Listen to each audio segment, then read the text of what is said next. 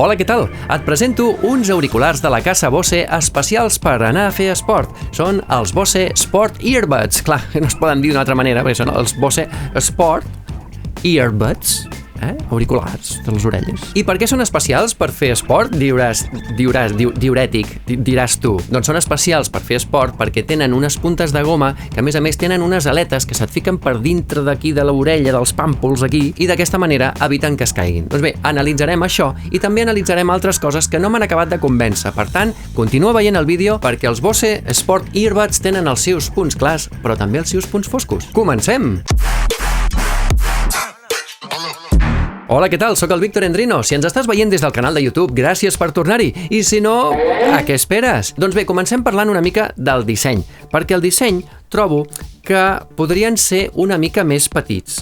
Són una mica grossos, com ja els hi va passar als Bose Sound Sport Free, que fa 4 o 5 anys vaig analitzar al meu canal. Aquests continuen sent grossos perquè les tendències actuals en auriculars d'aquests d'intraorella són de ser de mida més petita. Aquests, quan te'ls poses, sembla que portis unes trompetilles tipus rec i potser algú les veu una mica grosses. Però bé, en qualsevol cas, que sàpigues que això afavoreix també que tinguin una molt bona qualitat de so. Ja he començat fent una crítica i la idea era primer parlar de les coses bones. Doncs bé, parlem de les coses bones. Centrem-nos, Endrino. Què és el que més m'ha agradat d'aquests auriculars? Doncs, com no pot ser d'altra manera, la qualitat de so. Perquè Bose és una marca que ofereix qualitat de so. Tu, quan et compres uns auriculars o un altaveu d'aquesta marca, ja saps que tindràs molt bona qualitat de so. Que la pagues, Però tens el que compres, perquè té un so molt equilibrat tant en greus com en aguts, estan molt bé, sense passar-se ni sense retronar, però molt ben posadets allà, i les freqüències mitjanes no embruten. No és allò que es quedin barrejades entre elles, que notes els instruments com que estan tots empastifats. No, en aquest cas no. En aquest cas té una claredat de so molt bona, i no només això, també tenen una amplitud i una envolvència de so que és com si estiguessis escoltant música clàssica i estiguessis enmig de l'orquestra, perquè és que et fa com una gran bombolla de so envolvent, que això és una qualitat que pocs auriculars tenen. I aquests ho tenen. A més, tenen una cosa que es diu equalització activa optimitzada, que fa que en funció de la música que estigui sonant, del so que tinguem al nostre voltant, del volum en què estiguem escoltant la música, faci una mena d'algoritmes i et faci una equalització que sigui la ideal i la més equilibrada sempre en tot moment. Després parlarem de l'equalització perquè hi ha una coseta de l'equalització que no m'acaba de convèncer, però d'això després. Ara deixa'm dir-te una altra cosa molt bona que tenen, que és el control tàctil, perquè aquests auriculars, igual que molts altres, tenen el control tàctil per aquí controlar la música, activar l'assistent de veu, pujar o baixar el volum, això està molt bé, però és que aquests, clar, com que són així de grandots, el panell tàctil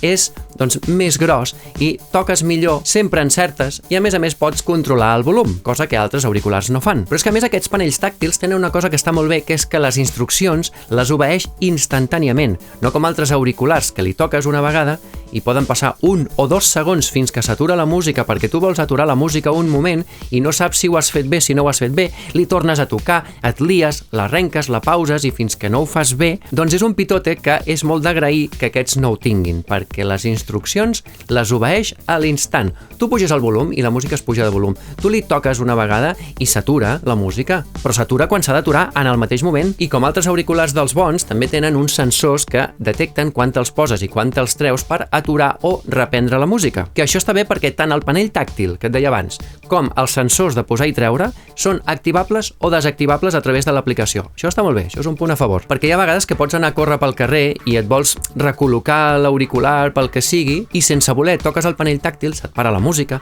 la vols reemprendre, llavors et distreus, és com un rotllo, no? Per això és tan interessant el fet de poder desactivar el panell tàctil, perquè tu ja tens la música sonant al teu gust i saps que no faràs res amb els auriculars, doncs desactives el panell tàctil i tanta pasquàs. Una altra cosa bona que tenen és la qualitat de les trucades, perquè cada auricular té 2 micros, un que serveix per cancel·lar el soroll exterior i un altre per recollir la teva veu. Per tant, l'interlocutor només sentirà la teva veu. I com se sent la veu amb aquests auriculars? Doncs ara anem a fer una prova de micro, d'aquelles que tant ens agraden. Probando, con los Bose Sport Earbuds, con los Bose Sport Earbuds, probando, con los Bose Sport Earbuds y mi canción. Et recordo que aquests són uns auriculars per sortir a fer esport, perquè a banda de tenir aquestes aletes de goma que serveixen perquè no se't caiguin els auriculars, també tenen la protecció IPX4. Això vol dir que la suor no afectarà els components interns dels auriculars i, a més, les esquitxades i la pluja no hi afectaran. Tu pots sortir a córrer o pots sortir en bici i que es pot posar a ploure i no passa res. Tu relliscaràs i trencaràs el cap, però els auriculars es mantindran intactes. I entre les coses bones que tenen també hi ha que pots agafar-ne un de sol, encara que sigui l'esquerra o que sigui el dret, posar-te'l i fer-ne servir un de sol. Una mica per si vols estar al tanto de què diu la gent, quan et parla molta gent i tal, doncs tu vas sentint un, i encara que et posis l'esquerra o el dret, tu podràs mantenir trucades telefòniques, perquè no passa amb tots els auriculars això, perquè hi ha alguns que només funciona el micro de l'auricular dret o de l'auricular esquerra. En aquest cas no, en aquest cas el que et posis et servirà per fer trucades. I en termes de bateria, et diré que l'autonomia és de 5 hores sense cap càrrega, més les 10 hores addicionals que li dona l'estoig de càrrega, que podrien ser unes quantes més, perquè 10 hores actualment amb els estàndards actuals jo crec que són poques. Podrien ser 15 o 20 hores d'autonomia extra que els hi podria donar l'estoig, però no, en aquest cas són 10. I si tens pressa i estan sense bateria i dius, ostres, és que els necessito carregar, en un momentet de 15 minuts de càrrega que els hi donis, ja tenen 2 hores d'autonomia perquè puguis escoltar música durant 2 hores. Això sí, si els vols carregar de 0 a 100, hauràs d'estar 3 hores per carregar-los. Però passem ara a les coses que no m'han acabat de convèncer tant, perquè, en primer lloc, aquests diuen que són uns auriculars supercòmodes, que no cauen, que són per fer esport, que tenen aquelles puntes de goma amb les aletes. Doncs bé,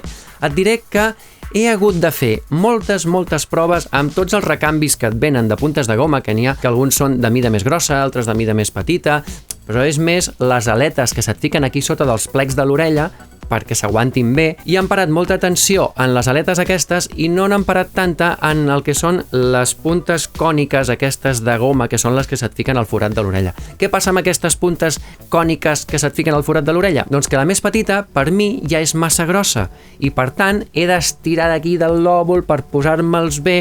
Saps que hi ha una manera de posar-te'ls que és així en vertical, després els gires i llavors sembla que se't fiquen bé. Però és que si vull que tinguin una aleta molt gran perquè se m'aguantin molt bé aquí subjectes, llavors la punta cònica de goma és massa grossa i no m'entren. És com tot molt complicat, són com massa grossos i la comoditat, per tant, se'n ressent. És a dir, jo quan me'ls poso, al principi bé, però després vas com notant una certa pressió aquí a les orelles, i si ets una persona que és molt sensible amb els auriculars, doncs potser no serien el model per tu. Però a veure, si ets d'aquells que aguanta qualsevol cosa, no hi ha problema, En el meu cas, jo igual aguantaria un parell d'hores. A més, els auriculars es poden emparellar a diversos dispositius alhora. Això està molt bé, però alerta, t'he dit que es poden emparellar, no que es connectin, perquè si per exemple vols passar d'escoltar música o veure una pel·li amb una tablet i connectar-te a un telèfon, no podràs, ho hauràs de fer manualment, hauràs de desconnectar d'un lloc per connectar-te a l'altre. El que passa és que jo crec que això es pot solucionar per una actualització de software, o sigui que tinguem l'esperança. I dels aspectes que no em convencen, ara ve el que més m'ha deixat al·lucinat i descol·locat.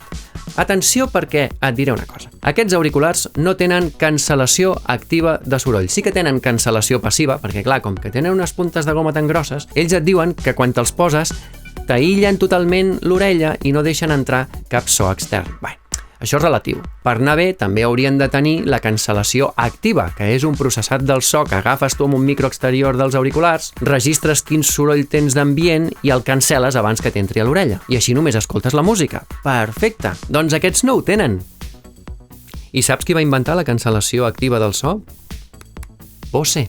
Van ser ells qui ho van inventar. I resulta que no ho posen, perquè a més són uns auriculars d'esport. És que quan tu surts a fer esport vas pel carrer o vas per algun lloc on teòricament hi ha un ambient amb un cert soroll de fons. I per últim et diré que l'aplicació que gestiona els auriculars, Bose Music, no és tan versàtil com jo m'esperaria. Sí que pots posar-li un nom diferent als auriculars, sí que pots, canviar de dispositiu manualment entre un i altre, pots activar o desactivar els sensors i els panells tàctils perquè no tinguin la funció tàctil, perfecte, però no pots ni equalitzar els auriculars al teu gust. Has de confiar en l'equalització optimitzada que tenen. I si no és la del teu gust, què passa? No pots activar ni desactivar la cancel·lació activa del soroll, perquè és que no en tenen directament. I una altra cosa que tenien els seus antecessors de fa 3 o 4 anys que ja vaig analitzar en aquest canal, que són els SoundSport Free, que tenien una funció per buscar els auriculars si ja et queien o si els perdies o el que sigui, doncs aquests no ho tenen, que jo crec que també es pot posar en una actualització de software. Bé, doncs esperem